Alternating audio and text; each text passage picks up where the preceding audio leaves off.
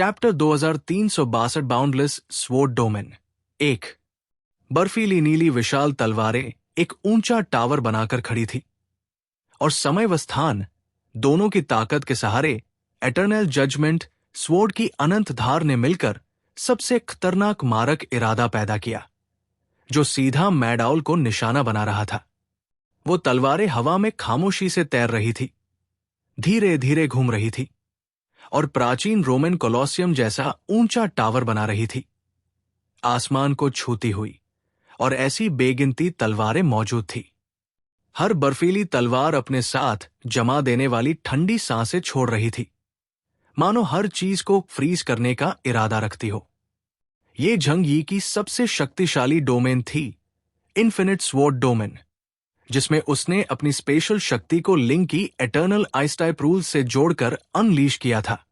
इस क्षेत्र में झंग यी एब्सोल्यूट मास्टर था। उसकी सोच के साथ हजारों लाखों आइस ब्लू तलवारें मानो जिंदा हो गई, बिजली जैसी तेजी से नीली चमक में बदलकर चारों दिशाओं से और असंभव कोणों से डोमेन के काले केंद्र की तरफ, जहां मैड आउल का सच्चा स्रोत छिपा था, पल भर में टूट पड़ी। सिज सिज सिज। ये तलवारें अंधेरे को सिर्फ फिजिकल कट से नहीं चीर रही थी, बल्कि स्पेस टाइम को ही फ्रीज कर देने वाली विशेषता के साथ हमला कर रही थी। हर वार के बाद अंधेरे पर बर्फीली नीली निशान जम जाती और वो हिस्सा फैलते हुए जमने लगता। इससे भी ज्यादा डरावनी बात, जहां तलवार लगती उस क्षेत्र में समय की धारा बेहद धीमी होकर लगभग रुक जाती। ठन सिर्फ 1 सेकंड बीता और लाखों तलवारों ने मैड आउल को पूरी तरह सील कर दिया। मैड आउल हैरान होकर देख रहा था कि उसकी फैलाई हुई मेंटल पोल्यूशन इन बेरहम आइस स्वॉर्ड से अत्यधिक सीमित हो रही है, जम रही है और कमजोर पड़ रही है। उसका चलना, उसका शरीर फिर से बनाना, यहां तक कि उसकी सोच, सब कुछ बहुत सुस्त हो गया। नहीं, ये कैसी शक्ति है? स्पेस की ताकत नहीं। समय क्यों धीमा हो रहा है? तुम्हारे पास टाइम पावर भी है। उसका मानसिक चीखना अजीब डर से भरा हुआ था। यांग एक्साइन ने यह मौका जाया नहीं किया। उसके पीछे खड़ा विशाल फॉलन पपेट काले नियमों की डोरियों से नियंत्रित होकर बार बार विशाल लॉन्गबो ऑफ जजमेंट खींच रहा था और मैड आउल की तरफ एक के बाद एक मेमेटिक वायरस एरोज दाग रहा था। अगर मैड आउल झंग यी की एनर्जी स्वॉर्ड अटैक्स का जवाब देने के लिए अपने आप को फिर से टुकड़ों में तोड़ता, तो उसे यांग एक्साइन के रूल बेस्ड अटैक्स झेलने ही पड़ते। यहां उसे 2 दर्दनाक विकल्पों में से एक चुनना मजबूरी थी। फॉलन पपेट के फेंके गए मेम एरोज अब और भी सटीक और तेज थे। हर एरो ऐसा लगता था जैसे ऊंट की कमर तोड़ने वाली आखिरी तिनका, जिससे उसकी हालत और बदतर होती जा रही थी। झंग यी डोमेन के केंद्र में एटर्नल जजमेंट स्वॉर्ड पकड़े ठंडी नजर से मैड आउल को देख रहा था, जिसका अस्तित्व लगातार स्ट्रीप, फ्रीज और टाइम स्पेस में एरेज हो रहा था। वो मानो एक देवता की तरह खड़ा था, जो इसे दुनिया से मिटाने आया हो। मैंने कहा था, आज तुम यहां से जा नहीं पाओगे। मैड आउल के पास सोचने की फुर्सत नहीं थी। उसने अपनी विशाल तलवार उठाई और चीखते हुए प्रतिकार की कोशिश की। शैडो एम्बर, काले स्पेशल नियमों की नदी ऊपर उठकर चारों तरफ फैल गई, कोशिश करते हुए कि झंग यी के हमलों को पूरी तरह ब्लॉक कर दे। लेकिन ऐसा करने पर वो यांग एक्साइन के तीर नहीं रोक पाएगा। मेम एरो एनर्जी को अनदेखा करते हुए ब्लैक रिवर के बीच घुसा और सीधा मैड आउल के मूल शरीर तक प्रतिक्रिया के रूप में पहुंचा। उसने अपने दिल में भयानक झटका महसूस किया। एक पल में उसके शरीर का हिस्सा बेकाबू हो गया। Cause and effect separation. दर्द ऐसा था जैसे किसी ने आत्मा को बीच से चीर दिया हो। उसने खुद को फिर से काटने का फैसला किया, लेकिन साइड इफेक्ट यह था कि उसकी ताकत लगातार कम होती जा रही थी। उसने डर से झंग यी और यांग एक्साइन दिशा शून्य नजरों से देखा। मीरियड मैनिफेस्टेशंस स्वॉर्ड डोमेन के बीच खड़े ये दोनों 2 ऐसी भयावह ताकतों का मेल थे। एक डुअल स्पेस टाइम सिस्टम जो आक्रमण और रक्षा दोनों कर सके, और दूसरी रूल सिस्टम जो भौतिक एनर्जी को अनदेखा कर दे। जब ये दोनों साथ लड़े तो उनकी ताकत एक्सपोनेंशियली बढ़ जाती है। सिज इन्फिनिट स्वॉर्ड डोमेन के एक कोने से अचानक एक तलवार समय और पूरी ठंड के नियमों से लिपटी शून्य से निकलकर सीधे मैड आउल के फिर से बन रहे हाथ को काट देती है। हाथ जमीन पर गिरने से पहले ही एब्सोल्यूट चिल और समय के स्थिर बहाव में बर्फीले काले कणों की बारिश में बदल गया और गायब हो गया।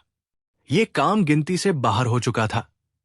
इस तलवारों के नरक जैसे डोमेन में, जहां झंग यी एब्सोल्यूट कंट्रोल में था, मैड आउल का अस्तित्व धीरे धीरे यातना, फ्रीज और मिटाया जा रहा था। यांग एक्साइंग साइन के मेम एरोज सबसे गंदे वायरस की तरह उसकी कोर लॉजिक में घुसकर बदलाव कर रहे थे। उसके लिए इतने सारे आइस अटैक्स पर ध्यान देना मुश्किल हो रहा था। कोई फायदा नहीं। जूझने से बस तुम्हारा दर्द लंबा होगा। झंग यी की आवाज डोमेन में गूंज उठी, ठंडी और भावनाहीन। एटर्नल जजमेंट स्वॉर्ड पकड़े वो डोमेन के केंद्र में खड़ा था, एक बर्फीली मूर्ति की तरह। उसकी आंखों में डेटा स्ट्रीम्स बह रही थी। वो हर स्वॉर्ड ट्रेजेक्टरी को परफेक्टली कंट्रोल कर रहा था। मैड आउल अब स्थिर रूप भी नहीं ले पा रहा था। उसका शरीर कभी टूटे फूटे इंसानी रूप में तो कभी मुड़े तुड़े स्याही के द्रव में झिलमिलाता रहा। उसकी मानसिक चीखें अब टूट टूट कर आ रही थी, निराशा और नफरत से भरी।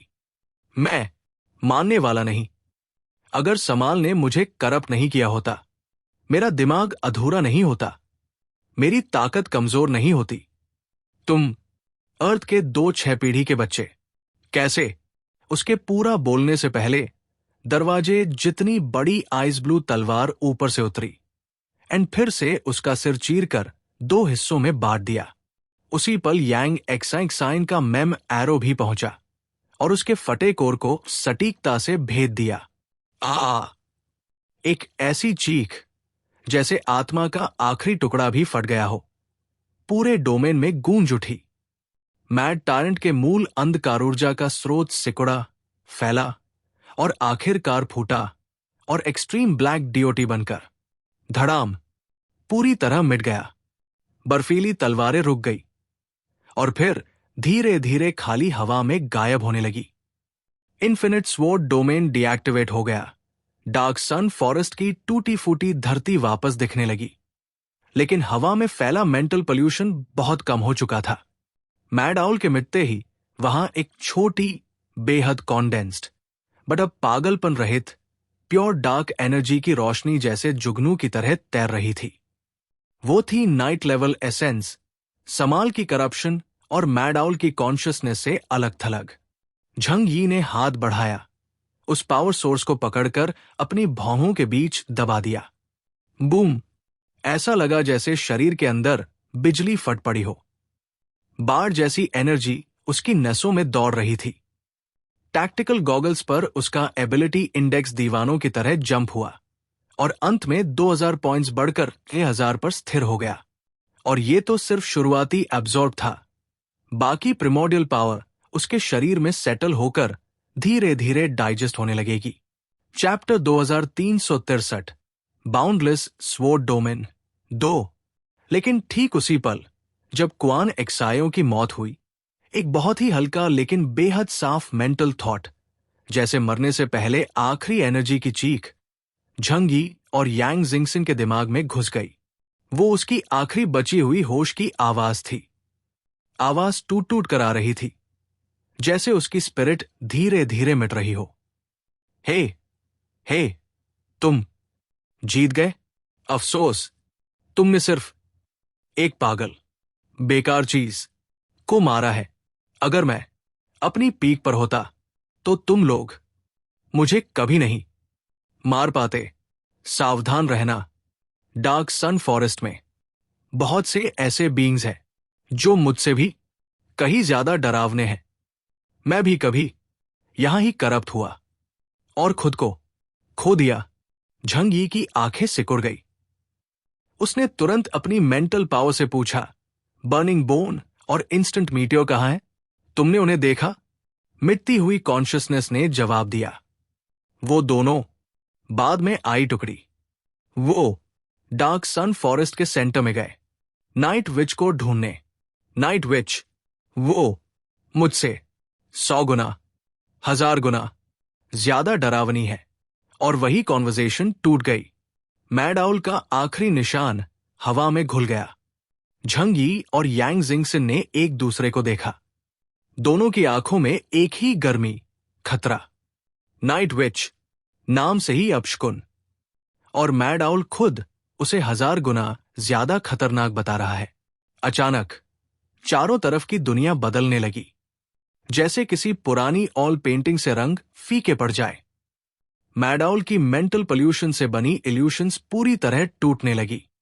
King Arthur, Indra, Benjamin Morgan और बाकी जो लोग एक दूसरे से लड़ रहे थे, उनकी फिगर्स धुंधली हो गई और एक पल में गायब, फटे हुए बुलबुले की तरह। अब असली दुनिया सामने थी। कोलिशन कैंप कहाँ है? साथ लड़ने वाले एलाइज कहाँ है? असल में वे दोनों खड़े थे, असंख्य विशाल सफेद कंकालों से बनी एक पहाड़ी के ऊपर। इन स्केल्टन्स के रिब्स पुलों की तरह ऊंचे और स्कल छोटे पहाड़ जितने बड़े थे। हर जगह डर, सूखा और मौत की बदबू। दूर दूर तक काले भयानक पहाड़ थे, जिनसे काला चिपचिपा धुआं निकल रहा था। यही समाल की स्पिरिचुअल करप्शन थी। झंग यी और यांग जिंगसन, जो अभी अभी इंटेंस अलायंस फाइट देख रहे थे, वो सब मैड आउल की मेंटल इल्यूजन स्क्रिप्टिंग थी। असलियत में शायद शुरुआत से ही किंग आर्थर और बाकी लोग अपनी ही इल्यूजन लड़ाइयों में फंस गए थे, और डार्क सन फॉरेस्ट ने उन्हें निगल लिया। यांग जिंगसन ने खाली आंखों से उस नर्क जैसे दृश्य को देखा और बोली, शुरू से ही वो हमारी मेंटल डिफेंसेस तोड़ना चाहता था। साथ मिलकर लड़ने वाली अंदरूनी फीलिंग्स ने हमें सॉफ्ट बना दिया, ताकि वो अंतिम पोल्यूशन ब्लास्ट और गहरी लगे। झंग यी ने एटर्नल जजमेंट स्वॉर्ड को देखा। उसकी चमक और ठोस हो गई थी। उसके शरीर में दौड़ रही पावर के बीच एक्साइटमेंट भी थी, लेकिन जिम्मेदारी का भार भी। वो लोग कहाँ गए? मुझे नहीं लगता सब डार्क सन फॉरेस्ट में निगले जा चुके हैं। मैड आउल मर चुका है, लेकिन डार्क सन फॉरेस्ट की असली दहशत तो अब शुरू हुई थी। बर्निंग बोन और इंस्टेंट मीटियोर नाइट विच को ढूंढ रहे हैं, जिसके बारे में मैड आउल 1000 गुना डरावना कह रहा है। झंग यी की भौहें सिकुड़ गई। इंटेलिजेंस रिपोर्ट्स के हिसाब से मीटियोर शावर में तो कॉम्बैट पावर है ही नहीं। बर्निंग बोन की ताकत भी बस लोन सिटी और मॉर्निंग स्टॉर्म लेवल तक होगी। हम दोनों को मैड आउल से लड़ने में इतना मशक्कत लगा, तो वो लोग कैसे जिंदा बचे होंगे? और ये नाइट विच कौन है? उसने इंटेलिजेंस रिपोर्ट्स खोले। डार्क सन फॉरेस्ट में पिछले 10,000 साल में दर्जनों शक्तिशाली बीइंग्स घुसे थे। Black moon priests, silver moon guardians, और कोई भी वापस नहीं आया। अगर उनमें से कोई अभी जिंदा है, तो वो फ्यूचर में कयामत ला सकता है। चलो पहले साथियों को ढूंढते हैं। झंग यी ने चारों तरफ देखा। इल्यूजन खत्म हो रही थी। बचे हुए लोग दूर नहीं होंगे। उसी वक्त जमीन उसके पैरों के नीचे क्रैक हुई। उसने तुरंत टाइम्स सेकंड हैंड एक्टिवेट किया और अगली झपकी में देखा, एक सफेद कुत्ते का सिर जमीन से बाहर निकला। वो ब्रायन था। वो झंग यी और यांग जिंगसन को देखकर बोला, ओ भगवान, आखिर ये पागलपन खत्म हुआ। अभी थोड़ी देर पहले कुछ पागलों जैसे तलवारें लेकर मुझ पर टूट पड़े। मैं अच्छे से बच गया। ब्रायन बाहर कूदा, भागते भागते बोला, झंग ब्रो, मैं तुम्हारे पास बिल्कुल सेफ महसूस करता हूं। झंग यी हैरान हुआ, तुम इल्यूजन से प्रभावित नहीं हुए? ब्रायन ने सीना ठोक कर कहा, ये मियर इल्यूशंस मेरे अडिग दिल और बहादुर स्पिरिट को कैसे प्रभावित करेंगे? प्रोफेसर लियोनार्डो डा विंसी ने तुरंत पोल खोल दी। मैंने इसके दिमाग को मॉडिफाई किया है ताकि एबनॉर्मल एक्सटर्नल सिग्नल्स इसे कंफ्यूज ना कर सकें। लेकिन ब्रायन रिस्ट डिवाइस देखकर बोला, मगर हमें नहीं पता वो लोग किधर गए। मैग्नेटिक पॉइंटर्स भी पागल हो रहे हैं। झंग यी ने पूछा, ब्रायन, तुम कुत्ते हो, तुम्हारी सूंघने की शक्ति अच्छी होगी, उन्हें सूंघ कर ढूंढो। ब्रायन ने शोल्डर्स उचकाए। लेब्रॉन जेम्स, ये जगह लाशों की बदबू से भरी है, मेरी नाक फटने वाली है। और वो लोग अभी पागलों की तरह भाग रहे थे। किस दिशा में गए कौन जाने, शायद सब मरे पड़े हों। झंग यी ने अंगूठा दिखाया। तुम्हारे शब्द शहद से भी मीठे हैं, यांग जिंगसन ने सुझाया। चलो हम सिग्नल भेजें। चाइनीज कैरेक्टर्स वाले सिग्नल फ्लेयर्स आसमान में फेंक देते हैं, दूर से दिखेंगे, फिर सब डार्क सन फॉरेस्ट के सेंटर में इकट्ठा हो जाएंगे। झंग यी ने सोचा और सिर हिलाकर बोला, ठीक है, अभी सब बिखरे हुए हैं। आई होप सब जिंदा हों, वरना लड़ाई शुरू होने पर कैनन फॉडर कम पड़ जाएंगे। Chapter 2364, boundless sword domain 3। Jhang यी एक खुले, हड्डियों से भरे ऊंचे स्थान पर खड़ा था। चारों तरफ मुड़े तुड़े, काले और सूखे पेड़ खड़े थे। उन पेड़ों की शाखाएं ऐसे आपस में उलझी थी जैसे किसी मरते हुए इंसान की टेढ़ी मेढ़ी बाजू। डार्क सन फॉरेस्ट का दबाव साफ महसूस हो रहा था। हवा में सड़ी हुई मांस और खून की बदबू भरी हुई थी। उसने डीमन आर्मोर वाले हाथ को आसमान की तरफ उठाया। उसके इंटेलिजेंट सिस्टम ने एनर्जी को प्रोजेक्ट किया और फिर वो रोशनी पूरे आसमान में फैल गई। चांदी सफेद रोशनी ने धुंधले आसमान को चीर दिया और पृथ्वी के प्राचीन हायरोग्लिफ्स एक एक करके नजर आने लगे। सभी लोग डार्क सन फॉरेस्ट के सेंटर में इकट्ठा हो। मून पीपल भाषा के अर्थ को एनालाइज करके समझ सकते हैं, लेकिन डार्क सन फॉरेस्ट में रहने वाले करप्ट मानसिक क्रीचर्स इन चाइनीज कैरेक्टर्स का मतलब नहीं निकाल पाएंगे। इसलिए दूसरे लोग सुरक्षित तरीके से सेंटर की ओर जा सकते हैं। हर स्ट्रोक में एनर्जी रेडिएशन की एक स्थिर लहर थी जो इतने भारी मेंटल इंटरफ्रेंस के बीच में भी साफ महसूस हो सकती थी। अंधेरे में एक लाइट हाउस की तरह सिर उठाते ही साफ दिखाई दे जाती। यांग जिंगसन 3 मीटर दूर खड़ी थी। काली ड्रेस एनर्जी से उठती हवा में भी नहीं हिल रही थी। उसकी खाली आंखें चारों तरफ घूमी। उसके शैडो में फॉलन पपेट बार बार प्रकट और गायब हो रहा था। एनर्जी रेडिएशन बीम 3000 मीटर ऊपर है। इससे पूरा डार्क सन फॉरेस्ट इसे देख सकता है और ये 6 घंटे तक चलेगी। जब तक वो मरे नहीं वो इसे देख लेंगे। उसकी आवाज नरम लेकिन बेहद सटीक थी, एकदम भरोसे के साथ। झंग यी ने थोड़ा सिर हिलाया। ये रेंज ज्यादातर सर्वाइवर्स तक पहुंच जाएगी। उसने आखिरी बार आसमान में जलते शब्दों को देखा और फिर हड्डियों के पहाड़ से छलांग लगा दी। चलो, उम्मीद है रास्ते में पुराने साथी मिल जाए। उसकी आवाज में कोई भाव नहीं था, लेकिन हाथ में पकड़े चाकू की पकड़ अनजाने में कस गई।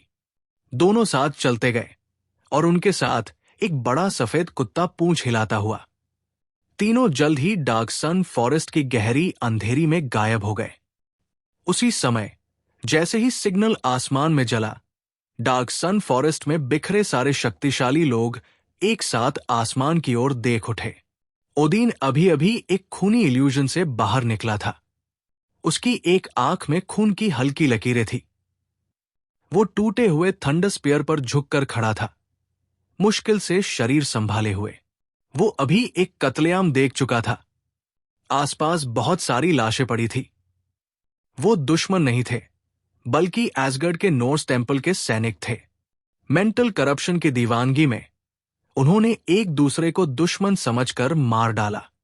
होश में आते ही ओदीन की आंखों में एक पल के लिए दर्द दिखा, लेकिन तुरंत दृढ़ता में बदल गया। डार्क सन फॉरेस्ट वाकई डरावनी जगह। मानवता का उद्धारक बनना इतना आसान नहीं। उसने ऊपर देखा और आसमान में लिखे चाइनीज कैरेक्टर्स को पहचान लिया। उसकी धुंधली आंखों में अचानक चमक आई। इकट्ठा होने का सिग्नल, पिक्टोग्राफिक लेखन, ये चाइनीज कैरेक्टर्स है। केओस। उस लड़के ने असल में सुपर पावर इंडेक्स 50,000 वाले को मार दिया। ओदीन की आंखें तेजी से घूमी और बाकी लोग हैरान रह गए। मैंने सोचा था उसकी ताकत समझ गया हूं, लेकिन मैं तो उसके सामने चींटी जैसा हूं। उसकी आवाज में हल्की कड़वाहट थी। अब उसके अंदर झंग यी को ढूंढने की बेचैनी जाग चुकी थी। उसने गलत सोचा था कि वो और झंग यी बराबर है। इसीलिए झंग यी डार्क सन फॉरेस्ट में घुस रहा था और वो डर नहीं रहा था। उसे लगा खतरा इतना बड़ा नहीं। पर अब अगर झंग यी की सुरक्षा न हो तो ओदीन जैसे लोग मेंटल पोल्यूटर्स के सामने पिघल जाएंगे। डार्क सन फॉरेस्ट का सेंटर।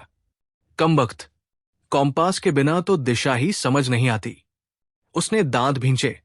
उसकी आवाज थकी हुई और भारी थी। उसने चारों तरफ देखा, शायद कोई साथी अभी जिंदा हो। लोकी और हेला धीरे धीरे अपनी दीवानगी से बाहर निकले। तीनों की नजरें मिली और तीनों की आंखों में डर और थकान। एक और बैटलफील्ड पर इंद्र ने अभी अभी आखिरी इल्यूजन तोड़ा था। 7 ट्रेजर्स गोल्डन स्टेप्स की रोशनी फीकी पड़ चुकी थी। उसने मुंह से खून पोंछा और स्काई सिग्नल की दिशा में देखा। आखिरकार दिशा मिल गई। वो हल्का मुस्कुराया और तुरंत उसी दिशा में दौड़ पड़ा। मुर्दा पेड़ों के बीच उसकी चमकती छाया उछल रही थी। बेंजामिन मॉर्गन की हालत सबसे खराब थी। वो टूटे हुए गोल्ड कॉइन बैरियर के अंदर सिकुड़ा हुआ था। उसका महंगा सूट अब सिर्फ चिथड़े था। सिग्नल देखते ही उसने लंबी सांस छोड़ी, फिर जमीन पर बिखरे बैंकनोट्स को देखकर आंसू भर आए। ये सौदा तो भारी घाटे वाला था। वो बुदबुदाया, पर फिर खुद को संभाला और सेंटर की ओर चल पड़ा। ठंडी जगह में विंटर गॉडेस मोरना ने अभी अभी अपने आखिरी पागल साथी को जमाया था। अलेक्सी दोनों हाथों से बैटल एक्स पकड़े था। उसके सूट में बंद विशाल पोलर बियर जैसे मांसपेशियां फूटी पड़ रही थी। वहां देखो, उसने आसमान की तरफ इशारा किया। मोरना ने ऊपर देखा। दूर झंग यी के जलते अक्षर चमक रहे थे। उसकी आइसी ब्लू आंखें एक पल चमकी। उसके आसपास की ठंड ने बर्फ के छोटे छोटे क्रिस्टल्स की पाथ बना दी, सिग्नल की दिशा में। दूसरी तरफ ओदीन की टीम सबसे खराब जगह में थी। होश में आते ही उन्होंने खुद को एक अजीब काले रेगिस्तान में पाया। रेत बर्फ जैसी ठंडी थी और हर कदम पर नीचे धंसा लेती थी, जैसे नीचे से किसी की पकड़ उन्हें खींच रही हो। ये रेत ठीक नहीं लग रही। हेला सबसे पहले समझ गई। उसकी डेथ पावर्स यहां बहुत दब गई थी। वो सबसे कमजोर अंडर भी सम्मन नहीं कर पा रही थी। लोकी ने बैटल एक्स कसकर पकड़ा। उसकी आंखों में हत्या का डर चमक रहा था। मुझे लग रहा है कोई हमें घूर रहा है। उसकी इंट्यूशन कभी गलत नहीं होती और आज वो डर से कांप रही थी। ओदीन और हेला की आंखें तुरंत तेज हो गई। कमबख्त, मेरी किस्मत ही खराब है क्या? अगर सच में इन राक्षसों से टकरा गया तो बुरा होगा। उसका वाक्य पूरा हुआ ही था, तभी रेत हिलने लगी। काले रेत के दाने किसी जीव की तरह फिसलने लगे और तीनों के चारों तरफ एक विशाल वॉर्टेक्स बन गया। नीचे से डरावनी सक्शन खींचने लगी।